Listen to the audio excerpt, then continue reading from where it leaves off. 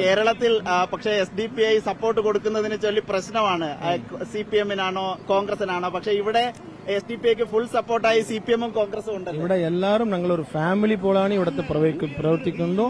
ഇവിടുത്തെ BJP ADMK-യുടെ സഖ്യത്തെ ഇവിടുത്തെ തോൽപ്പിക്കാൻ വേണ്ടിയുള്ള ഒരു ശ്രമമാണ് ഇവിടുത്തെ നമ്മൾ എടുക്കുന്നുണ്ട്. ഞങ്ങളുടെ ഉള്ള അലയൻസിലെ എല്ലാവരും കോൺഗ്രസ് ഉണ്ട്, CPM ഉണ്ട്, CPI ഉണ്ട്, പിന്നെ DMDK വിജയകാന്ത് ഉണ്ട്, ലീഗ് ഉണ്ട്, MMK ഉണ്ട്. ഒരു 23 പാർട്ടീസ് ഇവിടുത്തെ ഉണ്ട്. എല്ലാവരും ഒരു ഫാമിലി പോലെ തന്നെ ഇവിടെ ചെയ്യുന്നുണ്ട്. CPI-യുടെ ലീഡറാണ്. എങ്ങനെ വിജയിക്കുമോ ഇത്തവണ? நம்ம பார்ட்டி ஜெயிக்கும். 40,000 ஓட்டுல முபாரக் வெற்றி பெறுவார். Definitely victory. വലിയ ആവേശത്തോടുകൂടിയാണ് പലയിടത്തും മുബാറക്കിലെ CPM-ന്റെയും CPI-യുടെയും കോൺഗ്രസിന്റെയും പ്രവർത്തകർ സ്വീകരിക്കുന്നത്. നമുക്ക് മുന്നോട്ട് വന്നാൽ ഈ 10-ലേറെ മുന്നണികൾ, ഈ മുന്നണിയിൽ 10-ലേറെ കക്ഷികളുണ്ട്.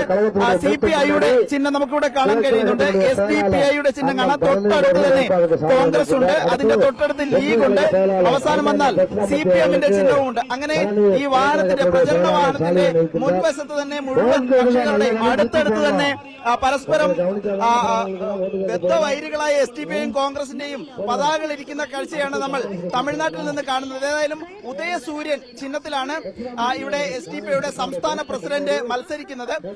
ഇത്തവണയാണ് SDPI-യെ മുന്നണിയിലേക്ക് DMK എടുക്കുന്നതും ഒരു സീറ്റ് അവരുടെ കയ്യിലുണ്ടായിരുന്ന ഒരു സീറ്റ് വിട്ടു നൽകുകയും ചെയ്യുന്നത്. ഏതായാലും ഒരു രസകരമായ കാഴ്ചയാണ് തമിഴ്നാട്ടിൽ നമ്മൾ കാണുന്നത്.